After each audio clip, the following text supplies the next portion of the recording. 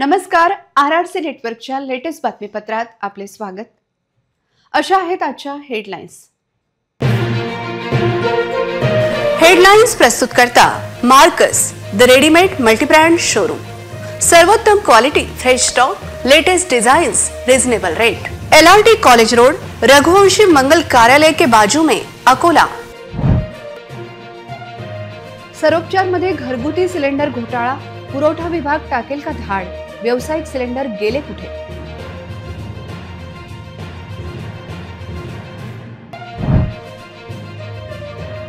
कंत्राटदाराची कृषी विद्यापीठाकडे लाखो रुपये थकीत, घराच्या हर्राशीमुळे स्वीकारावा लागला आंदोलनाचा मार्ग.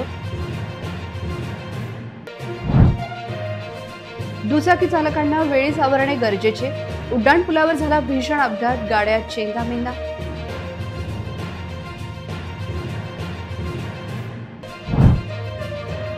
MRI मशीनचा मुद्दा गेला विधिमंडळात, चौकशी अंती कारवाईचे साजिद खान यांना आश्वासन.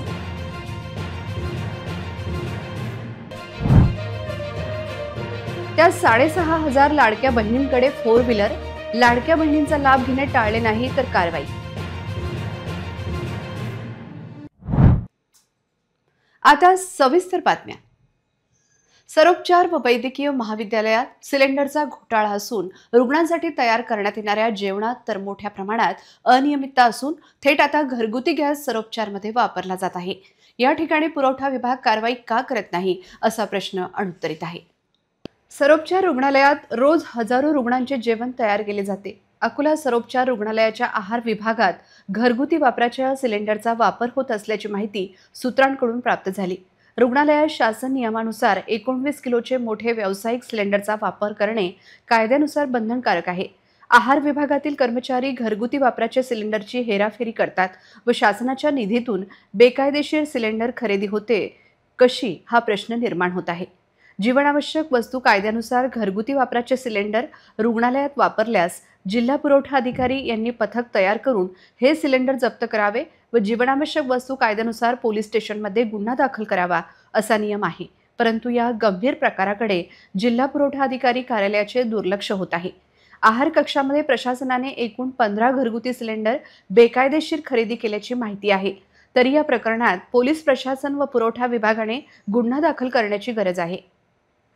कृषी विद्यापीठाच्या कंत्राटदारांचे घराची हर्राशी होण्याची भीती व्यक्त केली जात आहे.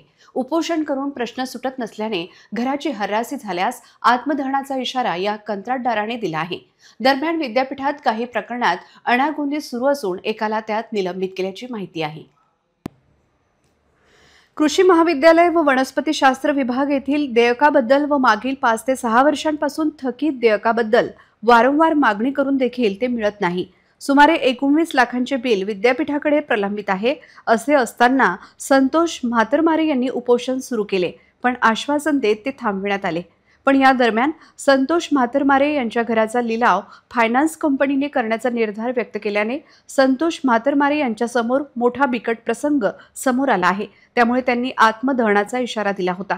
पण त्यांना बुधवारी उपोषण सोडण्यास विद्यापीठ प्रशासन व पोलिसांनी बाध्य केले. या सर्व प्रकारात आता संतोष म्हातरमारे यांच्या समोर थकीत रकमेसाठी घराचा लिलाव फायनान्स कंपनीने केला तर मोठी अडचण समोर येणार आहे. शुक्रवार 7 मार्च रोजी संतोष म्हातरमारे यांच्या घराची हर्राशी झाल्यास ते स्वतः त्याच्या परिवारासह विद्यापीठात आत्महत्या करू शकतात. या सर्व गोष्टींना विद्यापीठ प्रशासनाचे अधिष्ठाता कृषी SS माने व शुभम फायनान्स हे जबाबदार राहतील असा इशारा संतोष म्हातरमारे यांनी दिला आहे. अकोला शहरात टॉवर भागात उड्डाणपुलावर विरुद्ध दिशेने येणाऱ्या 2 दुचाकी मोटरसायकलींच्या अपघातात 2 युवक गंभीर जखमी झाल्याचे कळते. बुधवारी रात्री ही घटना घडली. जखमींवर खासगी रुग्णालयात उपचार सुरू आहेत. सिटी कोतवाली पोलीस स्टेशन अंतर्गत 2 दुचाकीची भिडंत झाली आणि अपघातात दोघे गंभीर जखमी झाले. दोघांची प्रकृती चिंताजनक असल्याची माहिती सूत्रांनी दिली. दुचाकी भरधाव वेगात एकमेकांना धडकल्याने दोन्ही वाहने चेंदामेंदा झाली. शहरात रात्रीच्या वेळी युवक मोटरसायकलवर टेबल सीट फिरताना दिसतात. पोलिसांनी त्यांना वेळीच आवर घालणे आवश्यक आहे. कालच्या घटनेसंदर्भात सिटी कोतवाली पोलिसांनी अज्ञात आरोपी विरुद्ध गुन्हा दाखल केला आहे. शेख खाजा शेख अमीन कैलास टेकडी आणि बंटी गोपनारायण उगवा अशी जखमींची नावे आहेत. सर्वोच्च रुग्णालयात MRI मशीन खरेदीसाठी आलेला निधी हा तसाच परत गेला। त्यामुळे हा निधी परत जाण्यास जबाबदार असलेल्या अधिकाऱ्यांवर कारवाई करण्यात यावी व लवकरात लवकर MRI मशीन खरेदी करून क्रियान्वित करण्यात यावी अशी मागणी पश्चिम अकोला विधानसभा मतदारसंघाचे आमदार साजिद खान पठाण यांनी विधिमंडळाच्या अर्थसंकल्पीय अधिवेशनात बुधवारी लावून धरली। अकोला पश्चिम विधानसभा मतदारसंघाचे आमदार साजिद खान पठाण यांनी जिल्ह्यातील शासकीय वैद्यकीय व्यवस्था कोलमडली असल्याचे म्हणत त्याचा परिणाम गोरगरीब जनतेला भोगावे लागत असल्याचे सभागृहाच्या निदर्शनास आणून दिले। यावेळी पठाण म्हणाले की 2017 मध्ये शासकीय वैद्यकीय महाविद्यालयाने MRIS ला 3 मशीन खरेदी करण्याबाबत प्रस्ताव पाठविला होता। त्यानुसार तब्बल 10 कोटी 90 लाख रुपयांचा निधी सुद्धा मंजूर करण्यात आला होता। मात्र गेली 8 वर्ष उलटूनही ही मशीन अद्यापही का खरेदी करण्यात आली नाही? निधी परत गेला तर तो निधी परत जाण्यास जबाबदार कोण? आतापर्यंत अनेक रुग्ण MRI मशीन कार्यान्वित नसल्याने प्रभावित झाले, त्याची जबाबदारी कुणाची? यासह चक्क प्रश्नांचा भडीमार केला। यावर आरोग्यमंत्री यांनी उत्तर देत निधी परत गेला यास कोणी एक घटक जबाबदार नसल्याचे सांगितले। आमदार वडेट्टीवार यांनी सुद्धा काही उपप्रश्न विचारले, ज्यावेळी स्वतः विधिमंडळ अध्यक्ष राहुल नार्वेकर यांनी मध्यस्थी करीत अधिवेशन संपण्यापूर्वी अकोला शासकीय वैद्यकीय रुग्णालय आणि राज्यातील इतर रुग्णालयाचा प्रश्न मार्गी लावण्याचे आदेशित केले। मुख्यमंत्री माझी लाडकी बहीण योजनेअंतर्गत जिल्ह्यातील महिला लाभार्थ्यांपैकी 6,500 लाडक्या बहिणींकडे 4 चाकी वाहन असल्याची माहिती शासनाकडून जिल्हा महिला बालविकास अधिकारी कार्यालयाला प्राप्त झाली आहे। या बहिणींनी स्वतःहून लाभ सोडला नाही तर त्यांच्या विरोधात कारवाईची शक्यता व्यक्त केली जात आहे। जिल्ह्यातील संबंधित महिला लाभार्थ्यांकडे 4 चाकी वाहनांची पडताळणी अंगणवाडी सेविका व मदतनीसांकडून सुरू करण्यात आली आहे। राज्य शासनामार्फत राबविण्यात येत असलेल्या लाडकी बहीण योजनेत पात्र लाभार्थी महिलांच्या खात्यात दरमहा 1,500 रुपये जमा करण्यात येतात। योजनेअंतर्गत जिल्ह्यातील 4,46,206 महिला लाभार्थी असून त्यापैकी 4 चाकी वाहन असलेल्या जिल्ह्यातील 6,446 महिला लाभार्थ्यांची यादी शासनाकडून 8 दिवसांपूर्वी जिल्हा महिला बालविकास अधिकारी कार्यालयाला प्राप्त झाली आहे। त्यानुसार जिल्ह्यातील संबंधित लाडक्या बहिणींच्या अर्जासह त्यांच्याकडून 4 चाकी वाहनांची पडताळणी अंगणवाडी सेविका व मदतनीसांकडून करण्यात येत आहे, अशी माहिती जिल्हा महिला बालविकास अधिकारी कार्यालयाच्या सूत्रांनी दिली। 4 व्हीलरवाल्या लाडक्या बहिणींनी स्वतःहून सरकारी लाभ सोडला नाही तर कारवाईची शक्यता व्यक्त केली जात आहे। स्वच्छ अकोला सुंदर अकोला असा प्रचार करणाऱ्या महापालिकेला नागरी वस्तीतील सांडपाणी वाहून नेणाऱ्या नाल्यांची सफाई करता येत नसल्याची परिस्थिती आहे। पडीक वार्डातील नाल्या कचऱ्याने तुडुंब भरल्या असून सांडपाणी नागरिकांच्या घरात शिरत असल्याची परिस्थिती आहे। पडीक वार्डाच्या स्वच्छतेवर महापालिकेकडून महिन्याकाठी 51 लाख रुपयांचा खर्च केला जात आहे। या वार्डातील स्वच्छतेचा ठेका देण्यात आला असून जवळपास सर्वच ठेके माजी नगरसेवकांनी बळकावले आहेत। सध्या महापालिकेत प्रशासक राज असून याला 3 वर्ष 8 मार्च रोजी पूर्ण होणार आहेत। या वार्डातील कंत्राटदारांवर नियंत्रण ठेवण्याची जबाबदारी महापालिकेच्या स्वच्छता निरीक्षकाची आहे। मात्र ही जबाबदारी पार पाडली जात नसल्याचे चित्र दिसून येत आहे। सर्व्हिस लाईनमध्ये मोठ्या प्रमाणात झाडे झुडपे वाढली आहेत। कुठे तर ही झाडे इतकी मोठी झाली आहेत की नाल्यांची सफाई करणे अशक्य आहे। परिणामी पडीक वार्डातील स्वच्छता वाऱ्यावर असून सांडपाणी वाहून नेणाऱ्या नाल्या कचऱ्याने तुडुंब भरल्या आहेत। यामुळे सांडपाणी तुंबून नागरिकांच्या घरात येत असल्याची परिस्थिती आहे। या वार्डात दैनंदिन स्वच्छता होत नसल्याने नागरिक मेटाकुटीस येऊन स्वतः नाल्या काढत आहेत। ही बाब अतिशय गंभीर असून थातूरमातूर काम करणाऱ्या कंत्राटदारांना महिन्याकाठी लाखाचे बिल दिले जात आहे। जागतिक महिला दिनाच्या कार्यक्रमाचा एक भाग म्हणून जिल्हा परिषद महिला कर्मचाऱ्यांची आरोग्य तपासणी सुरू करण्यात आली आहे। जिल्हा परिषदेच्या मुख्य कार्यकारी अधिकारी बी वैष्णवी यांनीही आरोग्य तपासणी शिबिरात सहभाग घेतला। शासकीय कामकाज करताना महिला कर्मचारी आणि अधिकाऱ्यांनी आपल्या आरोग्याची काळजी घ्यावी असे आवाहन जिल्हा परिषदेच्या मुख्य कार्यकारी अधिकारी बी वैष्णवी यांनी आरोग्य तपासणी शिबिरादरम्यान केले। यावेळी जिल्हा परिषदेचे अतिरिक्त मुख्य कार्यकारी अधिकारी, महिला व बाल कल्याण अधिकारी, जिल्हा आरोग्य अधिकारी, सामान्य प्रशासन अधिकारी आणि इतर विभागातील महिला अधिकारी आणि कर्मचारी मोठ्या संख्येने उपस्थित होत्या। महिला आरोग्य तपासणी शिबिराचे आयोजन करणे हे एक चांगले पाऊल आहे। यामुळे महिला कर्मचारी आणि अधिकाऱ्यांमध्ये आरोग्याविषयी जागरूकता निर्माण होईल। महिला दिनानिमित्त महिलांसाठी आरोग्य तपासणी शिबिराचे आयोजन करणे हे खूप चांगली कार्याची दखल घेतली जात आहे।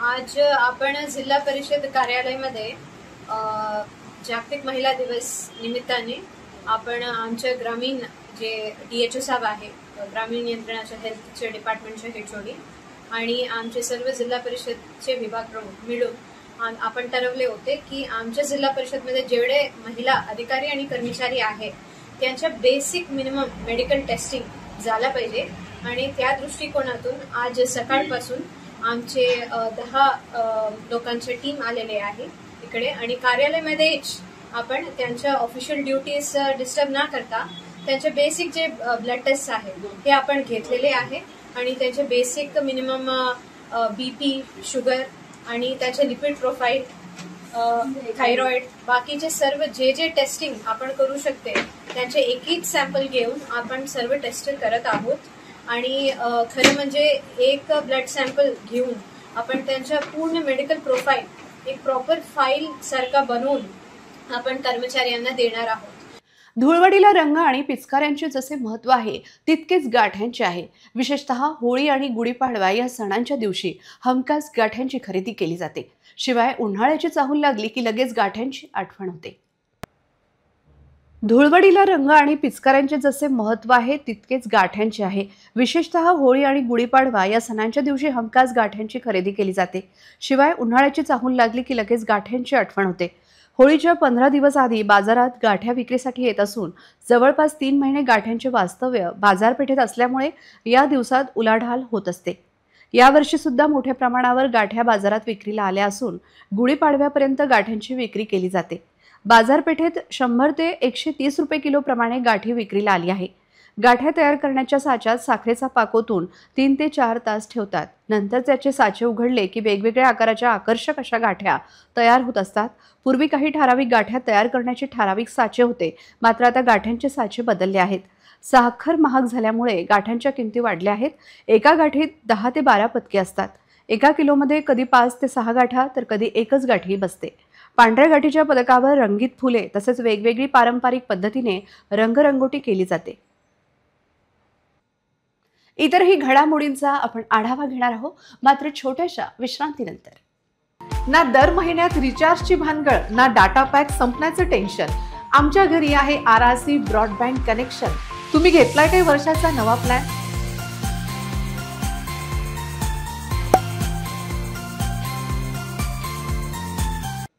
अकोल्याच्या रखरखत्या उन्हात अकोलेकरांना गारवा मिळणार आहे. शहरवासियांना महापालिकेकडून 50 AC बसेसची सुविधा उपलब्ध होणार आहे.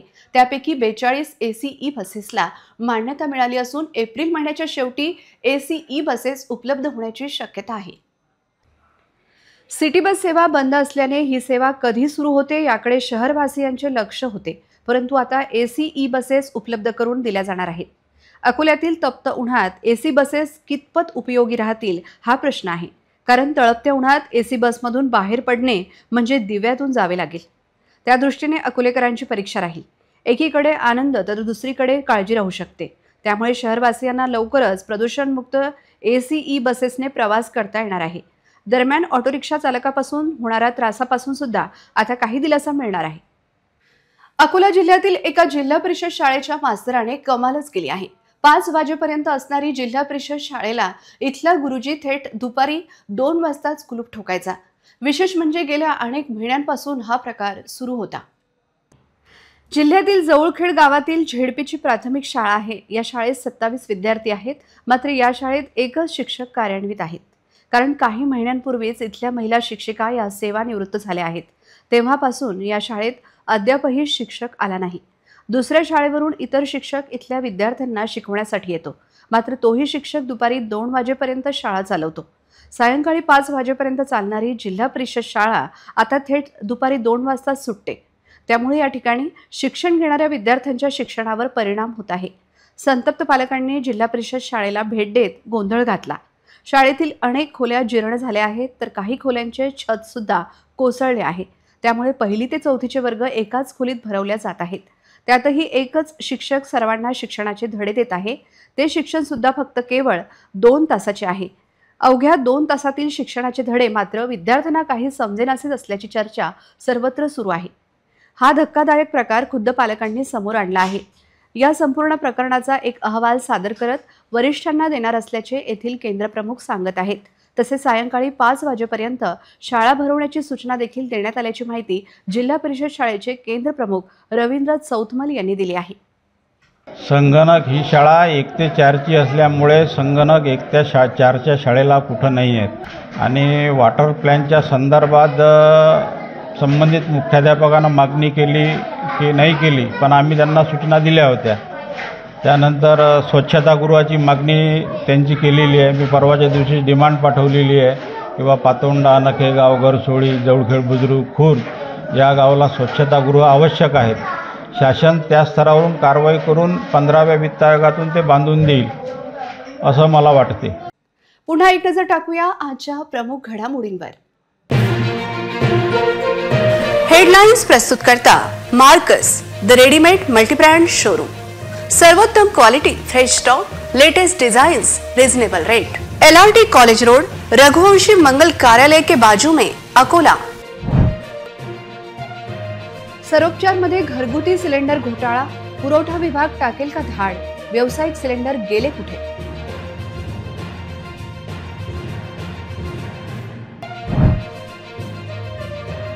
कंत्राटदाराचे कृषी विद्यापीठाकडे लाखो रुपये थकीत, घराच्या हर्राशीमुळे स्वीकारावा लागला आंदोलनाचा मार्ग.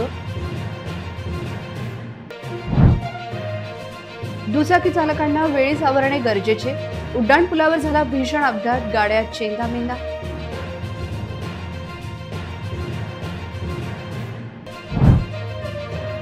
MRI मशीनचा मुद्दा गेला विधिमंडळात, चौकशीअंती कारवाईचे साजिद खान यांना आश्वासन.